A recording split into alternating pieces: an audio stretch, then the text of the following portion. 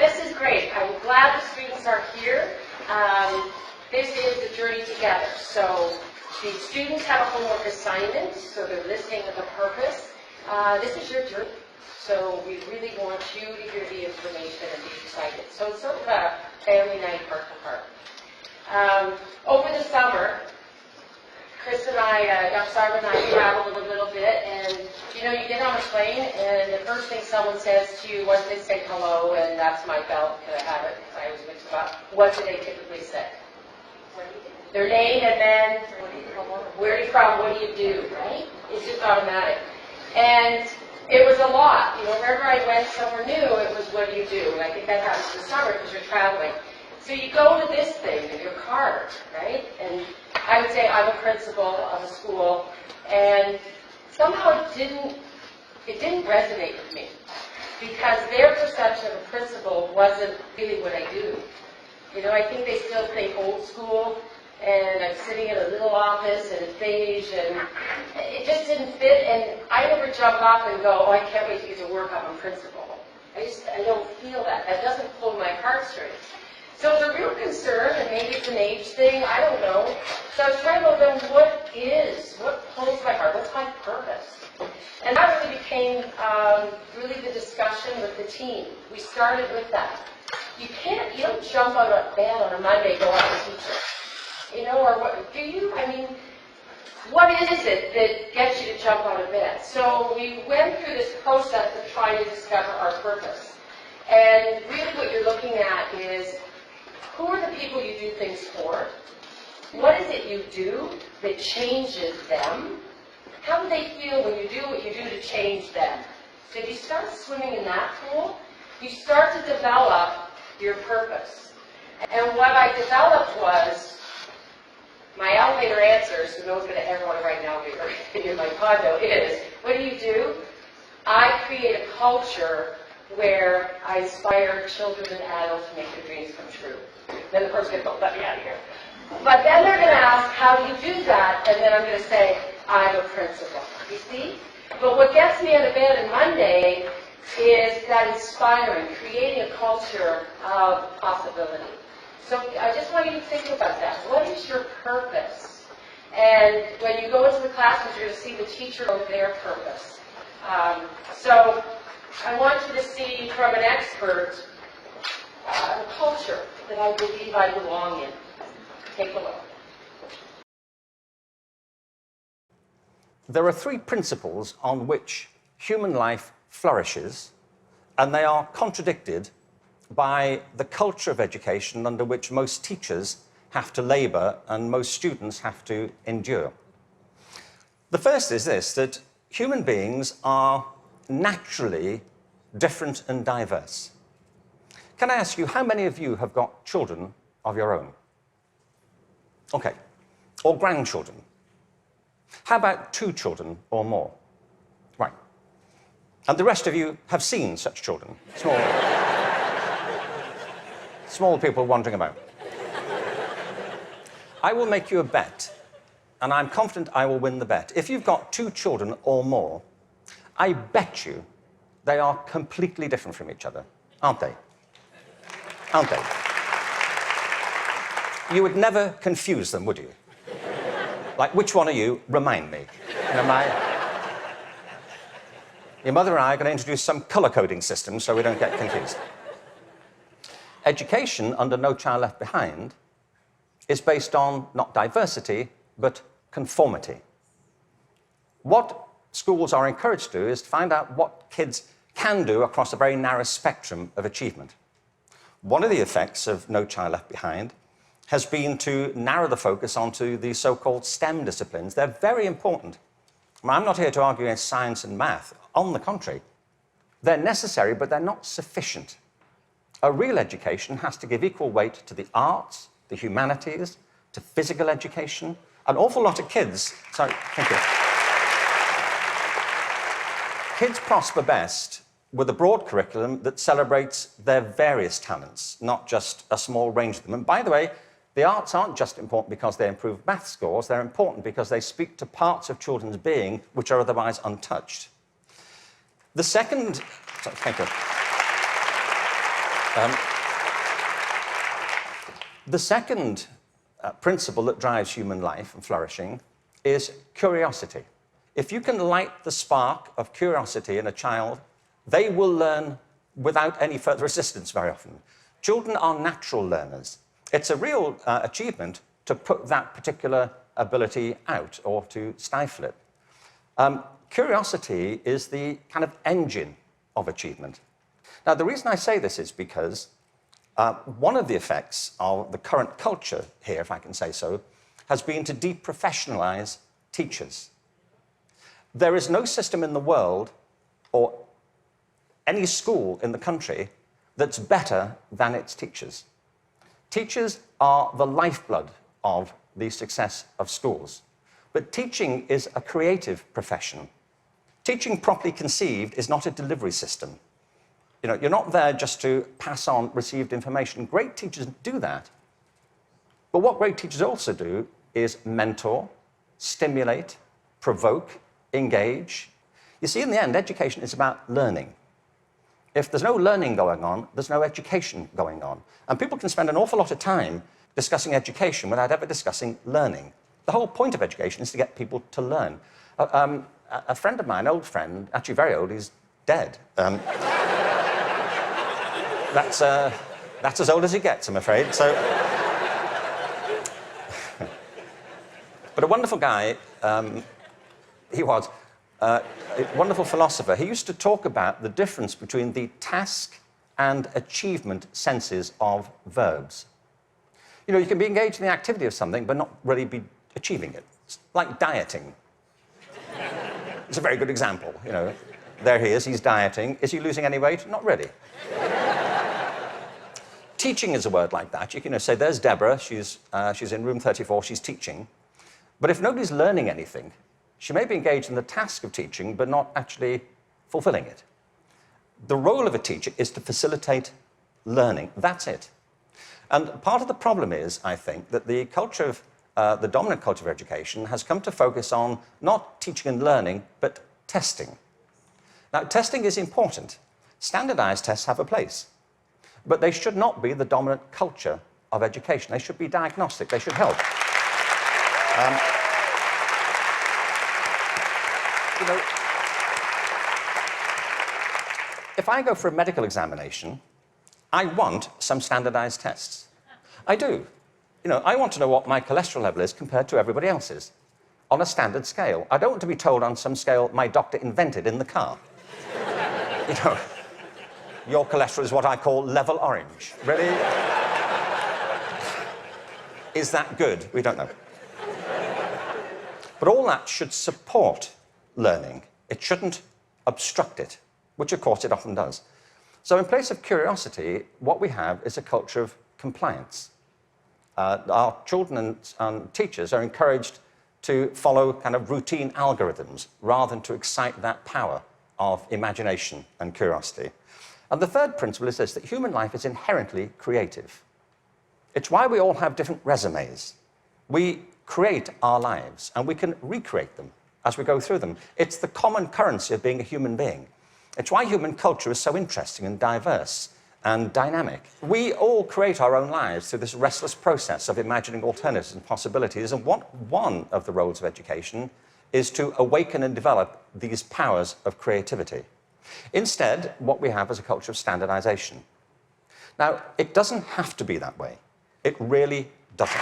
But what all the high-performing systems in the world do is currently what is not evident, sadly, across the systems in America. I mean, as a whole. One is this. They individualize teaching and learning. They recognize that it's students who are learning, and the system has to engage them, their curiosity, their individuality, and their creativity. That's how you get them to learn. The second is that they attribute a very high status to the teaching profession. They recognize that you can't improve education if you don't pick great people to teach and if you don't keep giving them constant support and professional development. Investing in professional development is not a cost, it's an investment. And every other country that's succeeding well knows that, whether it's Australia, Canada, South Korea, Singapore, Hong Kong, or Shanghai. They know that to be the case. And the third is they devolve responsibility to the school level for getting the job done. You see, there's a big difference here between going into a mode of command and control in education. That's what happens in some systems. You know, central governments decide or state governments decide they know best and they're going to tell you what to do.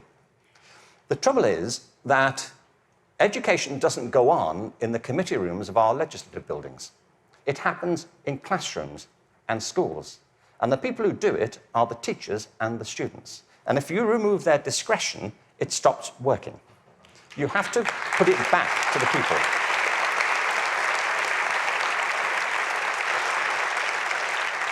There's wonderful work happening in this country. But I have to say, it's happening in spite of the dominant culture of education, not because of it. It's like people are sailing into a headwind all the time. And the reason I think is this, that many of the current policies are based on mechanistic conceptions of education. It's like education is an industrial process that can be improved just by having better data. And somewhere in, I think, the back of the mind of some policymakers is this idea that if we fine-tune it well enough, if we just get it right, it'll all hum along perfectly into the future. It won't, and it never did. The point is that education is not a mechanical system, it's a human system. It's about people.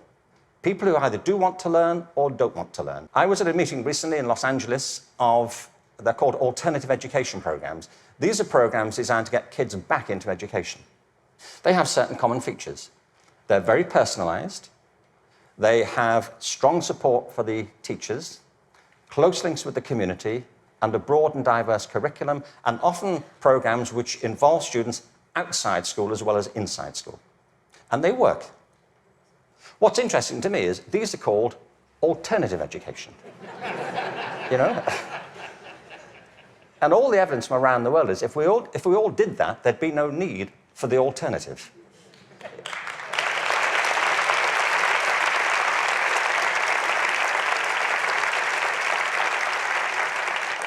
So I think we have to embrace a different metaphor. We have to recognize that it's a human system and there are conditions under which people thrive and conditions under which they don't. We are, after all, organic creatures. And the culture of the school is absolutely essential. Culture is an organic term, isn't it? Not far from where I live is a place called Death Valley. Death Valley is the hottest, driest place in America, and nothing grows there. Nothing grows there because it doesn't rain, hence Death Valley. In the winter of 2004, it rained in Death Valley. 7 inches of rain fell over a very short period. And in the spring of 2005, there was a phenomenon. The whole floor of Death Valley was carpeted in flowers. For a while. What it proved is this, that Death Valley isn't dead. It's dormant. Right beneath the surface are these seeds of possibility, waiting for the right conditions to come about. And with organic systems, if the conditions are right, life is inevitable.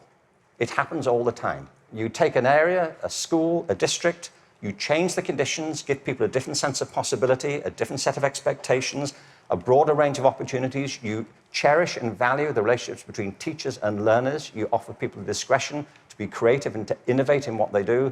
And schools that were once bereft spring to life. Great leaders know that. The real role of leadership in education, and I think it's true at the national level, the state level, at the school level, is not and should not be command and control. The real role of leadership is climate control, creating a climate of possibility. And if you do that, people will rise to it and achieve things that you completely did not anticipate and couldn't have expected. There's a wonderful quote from Benjamin Franklin. There are 3 sorts of people in the world. Those who are immovable, people who don't get it, they don't want to get it, they're not going to do anything about it. There are people who are movable, people who see the need for change and are prepared to listen to it. And there are people who move, people who make things happen. And if we can encourage more people, that will be a movement. And if the movement is strong enough, that's, in the best sense of the word, a revolution. And that's what we need. Thank you very much. My senior crush. I think he's awesome. And I think what he says is awesome. We are a movement. We are here with a purpose. It's not a job, it's a purpose. You might want to make it a little darker. Right? We're a pride school, we're optimistic, we're about joy, we're about enchantment. Remember that culture of possibility. We are here for the children, and we are here for you. The idea, at the bottom there, the idea is to educate you to do this journey as well. The reason the children came and they had breakfast with the teachers, we had an expert, Dr. McGinnis, here for you. It is about possibility for all of us. They have dreams. You have dreams for them. Let's plant the seeds together and truly make them happen, right? I don't want Ideal to be on this side. We are a delivery system. That is so old school, and it isn't effective, and it no longer belongs in the 21st century in the world they're going to enter. But it still exists in traditional schools. This is us. It is about facilitating experience. It's about engagement. It's about growth. And we're going to unlock your dreams because we know, I'm going to add another D, we need to get desire from them. That's why we have team members on the roof. I'm not crazy. I'm strategically planning novelty and wonderment for your children so that we get this. All right? Getting that desire to come to school, knowing they're all so different, getting curiosity and creativity, then we will unlock your dreams. This year the theme is Unlock Your Dreams. It's all in our name, which we'll explain. That's an acronym for novelty, authentic, memorable, and emotional. That's what they need. Guys, that's what you need. And you deserve. And then there's a number code, 81051. Oh, all the time. 8, did you answer? What does 8 stand for? 8 to 8 intelligences. Correct. 8 entry points to get that information into your hippocampus. And 10? Come on, take And home. it's when you're 10 feet away from a person, you smile. And 5 feet away, like 5 is when you say hi. And then 1 feet away is when you shake hands and say, are you kind? That's their code. That, oh, we should clap you. That's in 3.5 days of school. And that tells me that it's not rote, it means something. And you're able to retrieve it and share it. And when that happens, you have true understanding. How do I know this? Because of the knowledge we have of the brain. We didn't brand our school as advanced to make us look better or to say we can do high school courses in middle school. I'm not about the race. I'm about the rich experience. Advanced means the team at this school has advanced knowledge about the learner.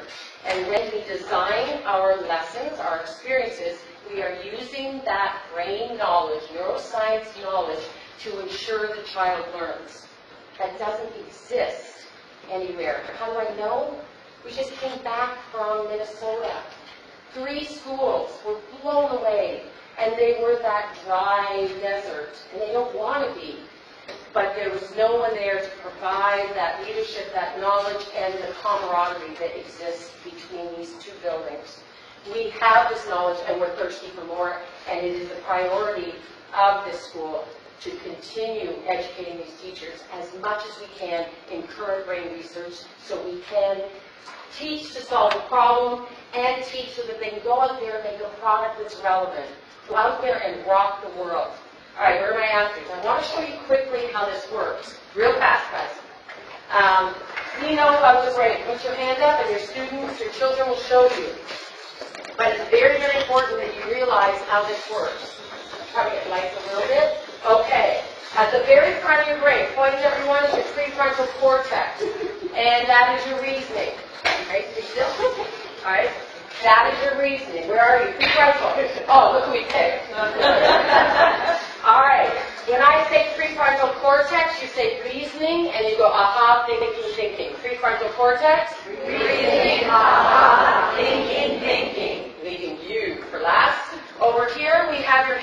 hippocampus. Students, what does the hippocampus do? Just shout out. Memory. Stores your memory. For how long? 20 minutes. If a lesson goes longer, and that's why I have issues, you have to have soft breaks. We know our lessons can't go longer than 20 minutes unless we have YouTube, movement. The brain can't store information past 20 minutes. So for hippocampus, we are going to say, action, take 20. Hippocampus, action, take 20. Prefrontal cortex,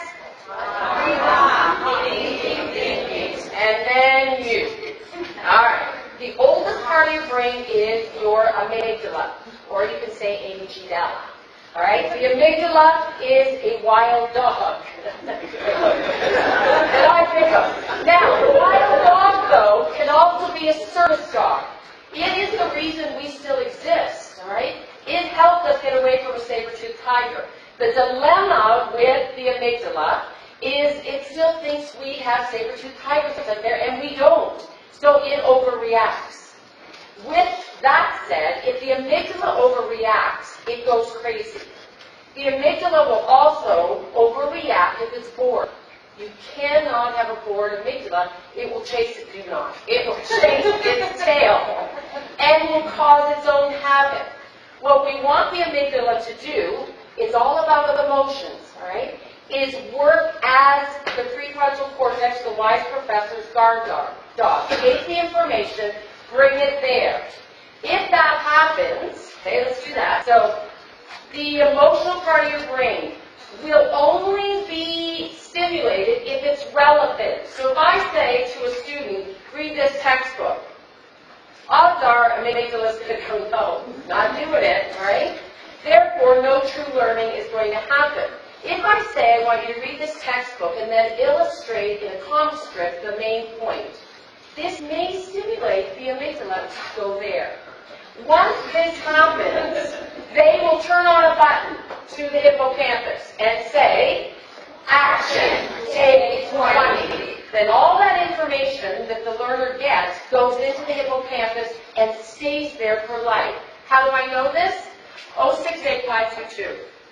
If you ask me my social insurance and I go to the doctor's, I have to phone Crystal, what's my social insurance number in front of another adult, I don't know it. If you ask me my postal code, I don't know it. 068522.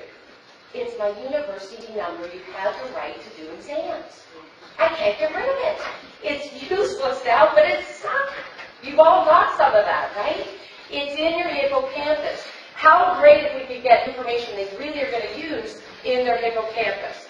All right, I'm going to give a scenario, and let's see if you think it is worthy of being filmed and going into the hippocampus. All right, here we go. Let's see. Child argues with parents at home. They are in a hurry, and the child jumps out of car line and runs into school. Child enters class to do a math test, which happens to be lowest, weakest subject for that student. What's they look at? Oh, hippocampus is even looking. Amygdala, no moving. All right. In fact, there would probably be limbic. Show me. Oh, yeah, limbic. You will not get the child back. And this seems funny, and we're doing this because this is how we teach. You storytell and you engage. But this is pure research. It doesn't work. You shut down. Let's get another scenario. Student reads text about cell division, then shows knowledge by choosing to write a rap song or create a model with peers. Maybe let me have prefrontal cortex. Action, take 20. All right, now this is desirable. So what's the sound effect for prefrontal? Thinking. Oh, we didn't do here. Woo! Everyone.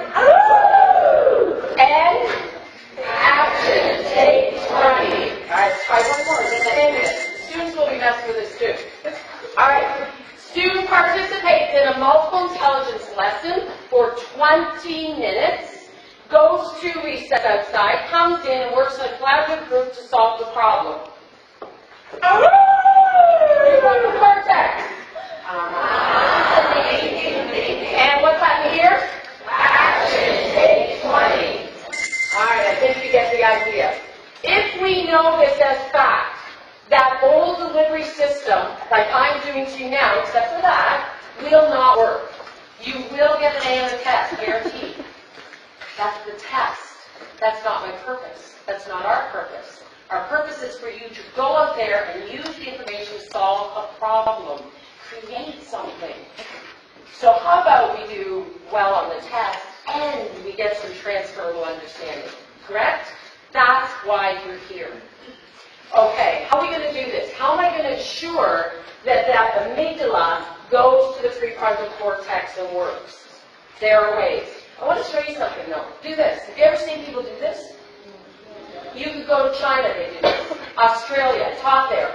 Children still did this. Do you know why? I am learning so much. When you are stressed, the blood leaves your prefrontal cortex, goes to the limbic area. Your body automatically puts your hand up there to apply pressure to bring blood back so you can reason. That's something. I mean, it's pure science. Let's use it to optimize our learning. All right. We want to do this. That's what we're after. They work together, they're calm, they're stimulated, they're engaged, and then information will go in their hippocampus for life. We can get this using our name. The brain likes novelty. You don't remember boring. None of this is rocket science, guys. Marketers do this to you all the time. Guys on the roof when your child enters. Surprise. Look at our bulletin boards at this school. My goodness, 3D.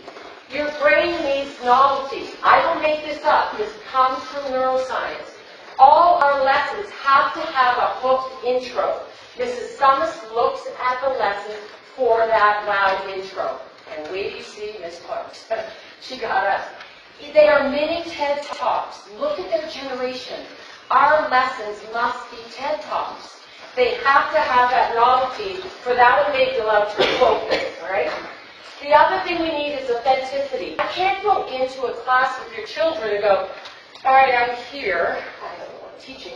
I don't really like this, but I was assigned it. They sense it. They sniff it out. You cannot fool dogs, not to say pet or children, right? They sense it. They know when you're real. The team that works here got this job because they believe in this culture. They love their job. They love their profession. They love their subject matter. They love it so much that we have to put our phones in the closet because they keep texting us for permission for things. I go on last night, can I have a goat? I can't go. And I text back, no! And then she texts back, novelty. I love this. The fact that I am working with a team of people that can't turn it off because they're so authentic and they love what they do, I am the luckiest principal there is on this planet. All right? This STEAM thing, this makes me a little crazy. And I've got to be careful how I articulate this. I always see, programs. We have STEAM. All right? We brought the arts back. Where'd they go? They didn't go anywhere here. And someone asked me, I got a call, do you have a STEAM program? No, everything we do has science, engineering, technology, arts, math. It's all incorporated in the way it's presented because we know what the brain needs. So yes, we have STEAM, we have beyond STEAM. So it should be a natural, authentic presentation of what we want the child to use in life. Now, your brain has something called mirror neurons. And what mirror neurons do are very, very powerful. You all have to watch this in your homes and your life. You will be what you surround yourself with. Students don't do what I say, they do what I do. If I'm passionate, they're passionate. I see it. I've been seeing it all week, and I love it. We copy, we mimic what we see. It's a natural fact. So watch how you're presenting yourself in life, and especially who your children are spending their time with. Very powerful part of our brain. There are 8 ways in, right? We are a multiple intelligence school. That's just a map to ensure we get information into the hippocampus and stimulate amygdala. There are 8 entry points to everything we do. But, see how they have windows? It's not good enough to just present it. That's looking in and go, oh, I love this. Spatial, visuals, I love this. Then I'm going to walk away and go, I saw it and I liked it, but what was it? You've got to get them to go through that door and do. Learning isn't passive, it's active. If you want true understanding, it's the same process you use to ride a bike, drive a car, right? You had to do it, but you had to desire it. You really wanted that license. You modeled it, someone showed you, right? You couldn't do it well at the beginning. Same process for understanding. Gradually, with feedback, that feeling good, you will master it and succeed. It is the same formula, my friends, for any kind of learning and any kind of understanding. So once we attract them, they have to do things. Sing, dance, sort, classify, collaborate. All kinds of activities to stimulate that amygdala, then you get true understanding. Okay? Proof, right? This is just us. This was just shots. Right? The experiences have to extend into real life. The goal is for them to succeed in real life, not in this building. Experts coming in, authors, scientists, extended trips. The trips match the curriculum. You are trying to spice it up so that they have a memorable, rich experience and they treasure it forever and they learn. Okay, memorable. Let's look at that. We know 20 minutes with breaks, pure fact. All right. We also need retrieval. Just what I did too. What do you got? What do you got? The more someone has to chunk and chew, give it back to you. Ask your children at dinner. Summarize that. How was that? Get them to recall it. When you can do that, you truly own it. When the child goes into a lesson, there will be a tagline on the board, just like sending an email, that will evoke curiosity. Then they will experience it with multi-sensory strategies. The strongest part of your brain is visual. You remember people's faces before you remember their names, right? We learn by modeling. If people are still putting up PowerPoints with just text, you will not get true learning and you will not get good understanding. Visuals, color paper, faces on the celebration whenever we study someone so they'll recall the information. Let's give them scientific tools to get the information into their hippocampus. Next, this is elementary. The product. Thank you, everybody. I saw your list, and I see the cover that says, and we're good to go. Our way of showing understanding is product. They're going to go to a high school, university, company, and the only way they're going to show what they know is what they communicate and what they can make. That's what we have to keep alive here. I am not a big proponent of crumpled up sheets that mean nothing. And that's what my son experienced when I went to a private school. I want a proper product with accurate feedback from the professional. You should see the product your child is going to do. It is called visible understanding. So there's two ways a professional knows what a learner has accomplished. Visible understanding comes with performance of understanding, what I'm doing now, or a product of understanding. And that's what we are creating so that they can see where they are in their personal journey of learning and development. The last one is emotional. That amygdala is the strongest part of your brain. We have to be a fun place, guys. I have people leave, go, this place is way too much. It must be too much. Their world's so stimulating. It has to be a second home. It has to say, screw up, mess up a lot. Because when we think about mistakes, someone shouted out. Are they okay? Yeah. If what? You learn. Right. You make a habit of it, now we've got to intervene. We've got to get in there and change that behavior. But we need them to make the mistakes here so we can guide them and shape them. So it's very important. The lessons have to be stories. Research says we are wired for stories. And do you know what story we're wired for? Don't look up there. Cinderella. It's the same story. Any movie you go to that you like, it's that story, right? Adversity, overcome. Adversity happens again, overcome again. Finish our mistakes today, ta-da. All the lessons. We have to open the textbook and then make it, just like I did with the brain. We made it a story. That's very important. And because we have that knowledge, your children are engaged and they're joyful and they're learning. Okay. At the beginning of every day, no academics for at least 20 minutes. No child should ever come in to an academic question. I didn't get their heart. I got amygdala. I didn't get their heart. We're at the door. I have a parade tour. We're at the door. We're mingling. There's music on. We have to get all that stress away and make them feel safe first. There's lamps on. There's water flowing. There's classical music. That cocoon is critical if we're going to get risk takers and people who feel good, right? The agenda's on the board, so they have control of their day. They have a say in this journey.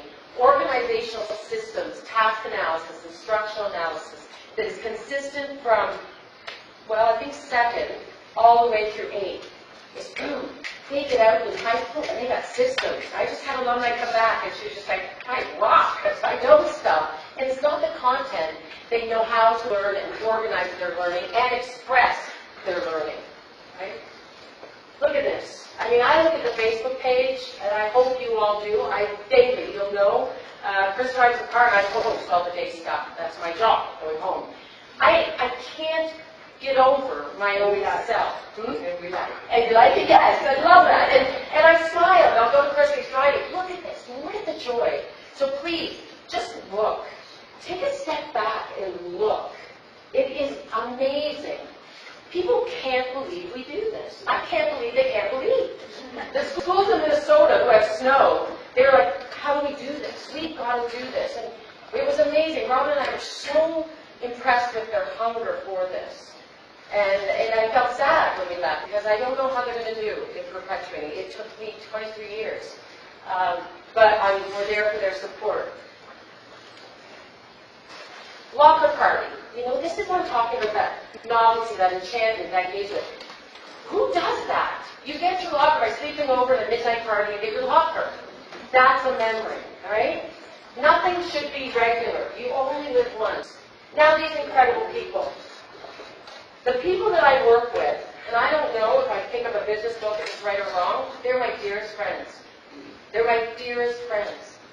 And I can't wait to get to work to see them and laugh with them. And they're quirky, and they're funny, and they're all so different, and they're my dearest friends. And the magic and how much they care, it is amazing. It's absolutely amazing. Every little detail. And they don't do it because they have to. The statement I hear from them so much is, I just don't want to let you down. I want to make you proud. It's like a parent. And that comes from the heart. That's not from command. They're so proud of where they work. Mr. Keller actually sort of spooked me in the summer. He was here, he just came out and he hugged you, and he picks you up and he goes, I just love this place. And I was saying, you go home and it feels good. And that's a good thing, because remember, those neurons, if I feel so awesome and they feel so awesome, your child, it's just like catching the flu, but an awesome flu. It's a wonderful thing to spread. So we're very, very lucky. So I guess I really want you to know your product. What did you purchase? You purchased this. You chose this product. And I want to make sure you really know what you're buying. And it isn't this. Go get that down the street or anywhere. That isn't going to get us a cure for cerebral palsy. It's not going to get us a cure for cancer. And I'm not joking. It's going to come from someone in this school. I see our alumni. I want this. Have the courage. So I have to model that I have the courage. All right? Know your skill set, but know what to do with that skill set. And that's what we're after. So we're after these above-the-line people. This is all in our culture, and it just keeps going. Watch and guide your child. If they mess up, have them say, I'm sorry, without the but. Because I'll stop them and say, I'm sorry, hold it, walk away, and we're good. There's a whole world out there that needs to work on that. We've got to work on that. I'm accountable. I want responsible. So they're going to mess up. Let that process happen. I don't want blame, excuses, and denying. I want these young human beings to be incredible people out there. The dream strings help us, all right? It's a neat little gimmick. You'll get mush days, but I wrap the gimmick around a true purpose. I want our children to know how to express their emotions. Guys, you watch the news. There's stuff happening that I just can't figure out.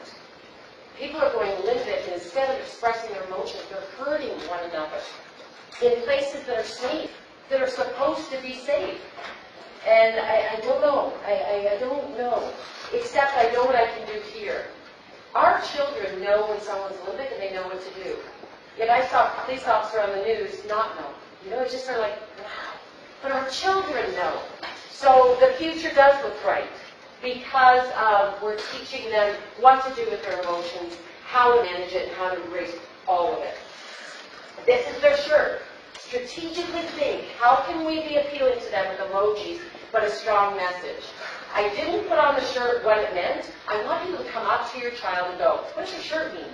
And I want our wonderful students to be able to look them in the eye and go, here's, just like you did. And then perhaps someone's near neurons in the community is going to copy it, and we will have people who look you in the eye and shake hands. Because I'm out there, and it's a dying art that needs to come back. Right? This is it, yeah. It is natural here. So what we're after, it is an IQ-EQ balance, our children will tell you. You can be smart all you want, my friends. You'll get into the big schools, but it doesn't make a successful, happy life. And I think you're all pretty savvy to know that. It doesn't, and it stops short. What will is their passion, their empathy, their willingness to take risks. That will step them forward. These are the companies they're possibly going to work for. This place isn't so unique. Their offices look very much like this environment. Their culture is very much like this environment. Kyle works at Gartner, and they have theme days and barrel races in the middle of their lobby, and it is that. Their world is about collaboration and joy. The businesses they go to are going to be idea-based, not follow a manual. So if you want me to just go turn the pages in the text, we're not helping them. I need them to create a text. But we have text, we just use them as resources. I need them to create and develop from their own ideas. So they will go to these companies, and they will succeed. So the ideal school of advanced learning means we are advanced in our knowledge of how a person learns. We're advanced in our passion. We're advanced in our dreams and what's going to happen with your children. How are we doing this? 8-10-5-1. When?